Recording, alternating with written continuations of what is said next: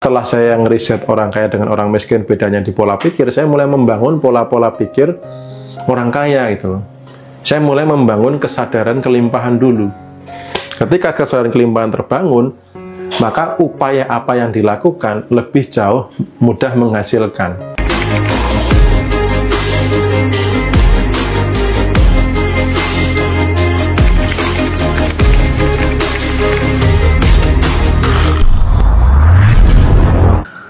Oke, kita lanjut ya Mas ya. Ini dari Mbak Hestika Eka. Oke, sebelum saya tanya ini teman-teman, supaya ilmunya nggak mubazir, dicatat ya teman-temannya. Ini tuh bagus banget ilmunya.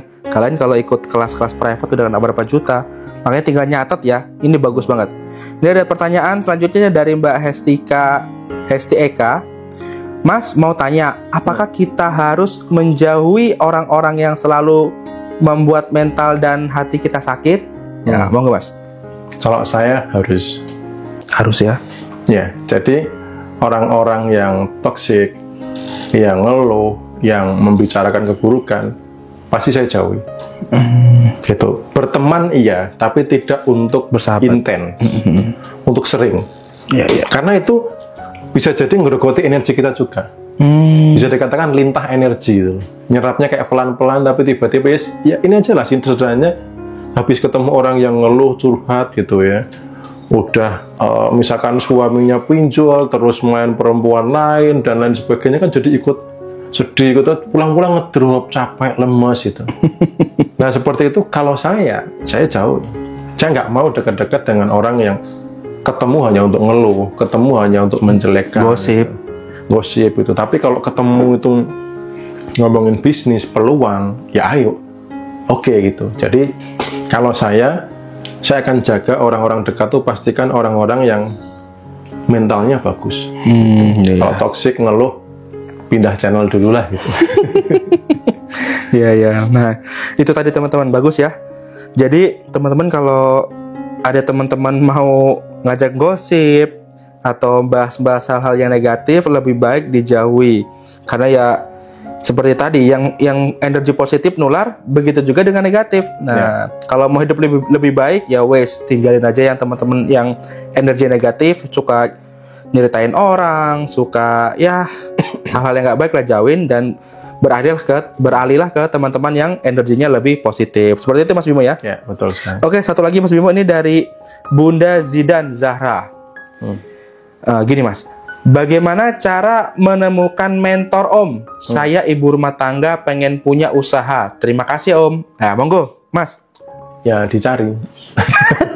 Jadi kalau mau mentor ya dicari. Saya pun dulu berawalnya dari mentor online, pembimbing bisnis online. Habis itu sampai bisa ketemu orangnya, habis itu ikut kelas-kelas pengembangan diri, ikut komunitasnya gitu ya. Jadi kita harus aktif. Jangan sampai hanya, ya Allah Tuhan kirimkan mentor kepada saya di depan rumah saya gitu. Kalau bisa sekarang ya, enggak begitu juga. Tapi ya teman-teman harus berupaya gitu. Kalau saya dulu ikut kelas-kelas yang online dulu, kenapa? Karena cari yang murah, karena dulu berangkat dari keterbatasan. Setelah itu baru mentor-mentor kelas 2 ya, kelas pengembangan diri sama kelas bisnis. Karena ini kalau nggak seimbang, nggak maksimal juga. Kalau hanya belajar spiritual tok tanpa belajar bisnis juga rasanya kurang. Kalau bisnis tok tanpa belajar spiritual juga kurang. Makanya saya mencari dua-duanya. Awalnya dari online, habis itu jumpa offline, habis itu masuk ke komunitas, terus ya menikmati pembelajaran yang ada sambil praktek ya. Kuncinya adalah praktek. Jangan hanya tergoda untuk yang penting sudah dapat informasinya, sudah dapat ilmunya, itu. Tapi harus benar-benar praktek. Ya tuh, praktek penting banget ya, Mas ya. Jadi percuma kita banyak ilmu, nggak ada praktek. Nol nih Mas ya. Oke.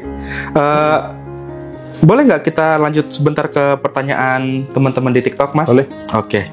Nah ini teman-teman, kalau teman-teman ada pertanyaan yang udah kelewat, silakan di komen lagi ya, karena ini banyak banget pertanyaan. Oke. Nah ini ada dari Energi Baru. Nah ini Mas Energi Baru. Dia bertanya, faktor penggerak fakta itu apa Mas Bimo? Ya monggo Mas. Faktor penggerak fakta itu vibrasi. Vibrasi. Jadi segala sesuatu kalau dipecah itu kan akhirnya partikel terkecilnya kan energi. Ya, gelas ini atau tutup termos ini kalau dipecah partikel terkecilnya kan energi. Sebelum menjadi fakta realita itu kan energi. Gitu. Nah, energi yang bergerak itu adalah emosi, adalah vibrasi. Gitu. Kalau vibrasinya baik, maka semesta akan baik. Gitu. Makanya kemarin di testimoninya Mas Wimo itu dia dengan santai mengatakan bahwa sebenarnya kehidupan simpel kok gitu. Kalau rasa kita baik, maka semesta akan baik, mengembalikan hal-hal baik. Kalau rasa kita tidak baik, maka semesta akan memberikan hal yang tidak baik. Nah, buat teman-teman yang saat ini mengalami peristiwa yang tidak baik, cek rasa Anda di masa lalu. Salah satu yang sederhana adalah apakah masih biasa mengeluh.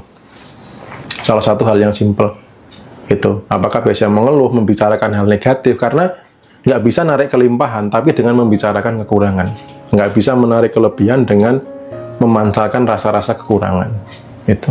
Oke, siap-siap. Nah, seperti itu ya. Oke, kita lanjut ke pertanyaan selanjutnya, Mas. Ini dari Mbak Amalia. Ini, oh ya teman-teman, kalau teman-teman ini saya karena banyak banget pertanyaannya, saya pilih buat teman-teman yang sepertinya memang lagi butuh bantuan, maksudnya bantuan nasihat dari Mas Bimo ya. Maka dari itu teman-teman yang benar-benar butuh nasihat, langsung komen pertanyaan ya di kolom komen ya. Nanti insya Allah kalau sempat kita bacain. Oke, selanjutnya Mas Bimo, ini ada dari Mbak Amalia. Mas, kenapa ya setiap saya dapat proyek tapi cuman awal aja, nggak sampai goal atau nggak sampai cair, gagal terus? Gimana tuh Mas solusinya, Mas? Ya, pasti ada vibrasi kekurangan yang dilibatkan. Yang pertama, yang kedua, kalau sudah selalu berarti ada memori yang memancarkan vibrasi yang sama secara terus-menerus. Entah kecewanya, entah dendamnya, entah kebenciannya. Ketika pertama kali gagal tidak cair lalu itu dipancarkan, dia akan narik kegagalan terus. Oh ya. Kayak orang ditipu, dia nggak segera memahami kehendaknya kenapa ditipu. Dia masih marah, masih jengkel, masih dendam sama penipu, biasanya narik peristiwa ditipu lagi. Nah, kalau sudah berulang-ulang berarti masih ada vibrasi yang sama yang mancar. Karena semesta hanya mengembalikan apa yang kita pancarkan.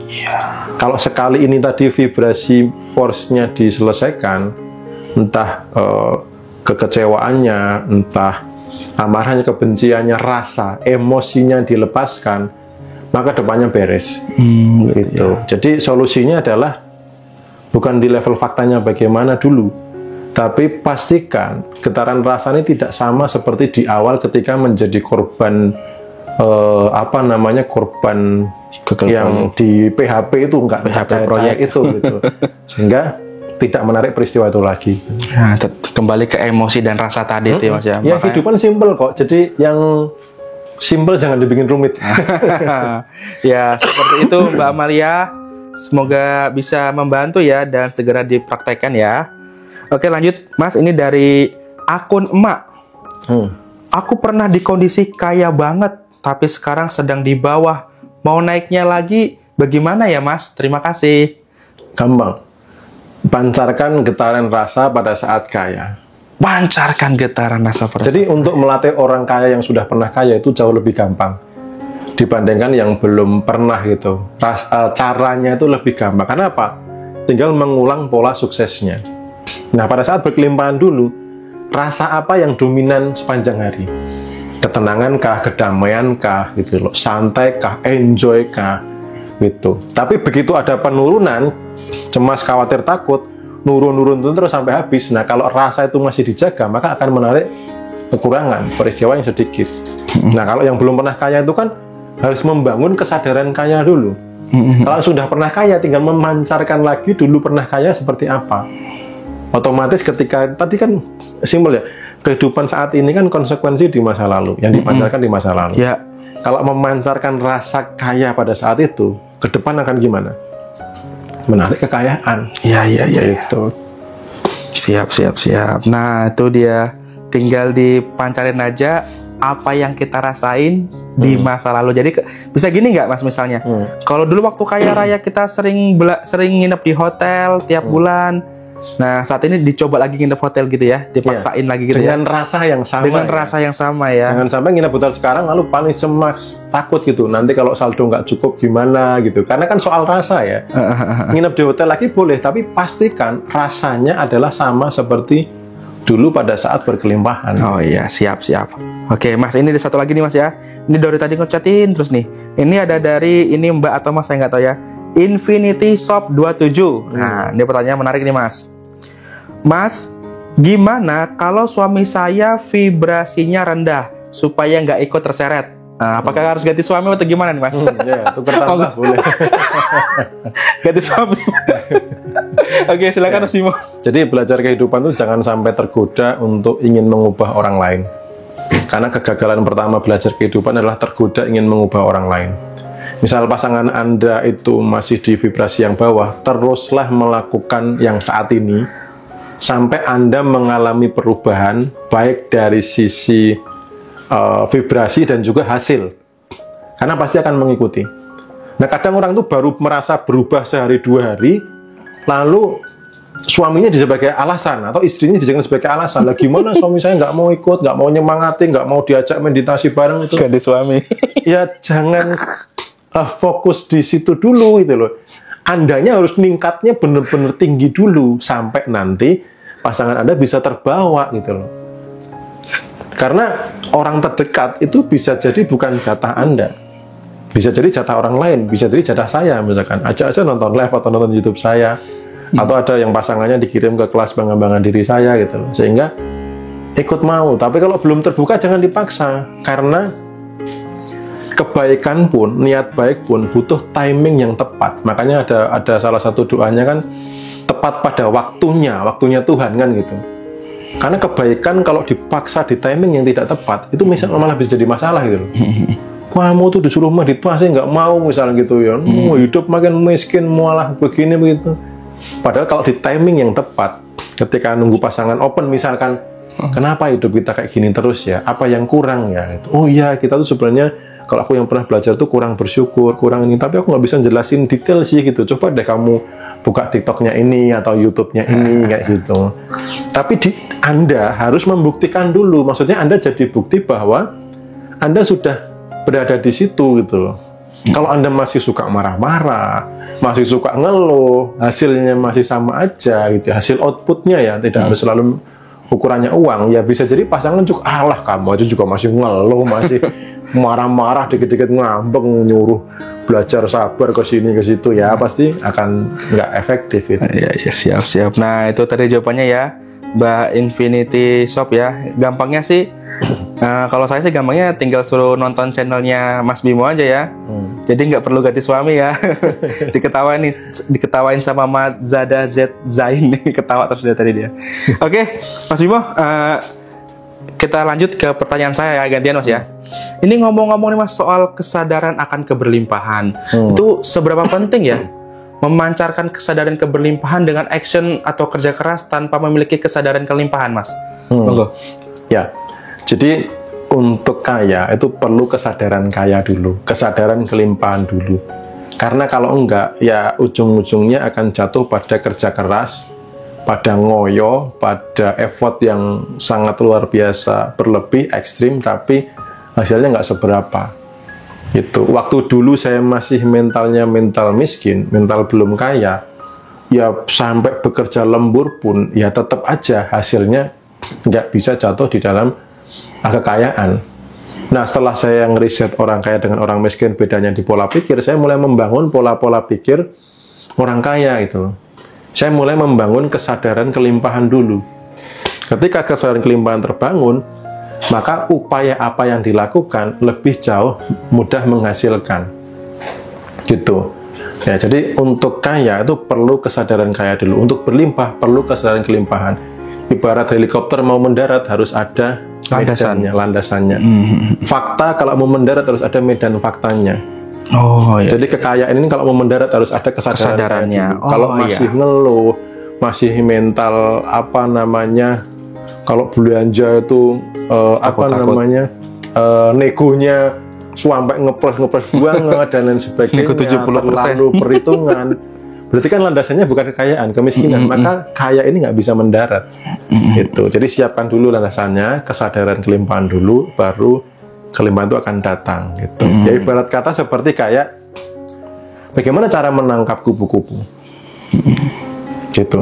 Bukan dengan mengejarnya, tapi buatlah taman yang indah. Ya, benar. Sehingga kupu-kupu tertarik untuk datang ke taman Anda. Bahkan nggak cuma 1, 2, 3. Kalau Anda mengejar bisa jadi cuma dapat 1, itu pun dengan sangat lelah, effort, bahkan kalau dikejar bisa penyet dan mati gitu loh. Tapi kalau buat taman yang indah, wah kupu-kupu dari berbagai macam warna dan jenis bisa datang. Sama dengan kekayaan juga sama. Jadilah diri taman yang indah. Siap.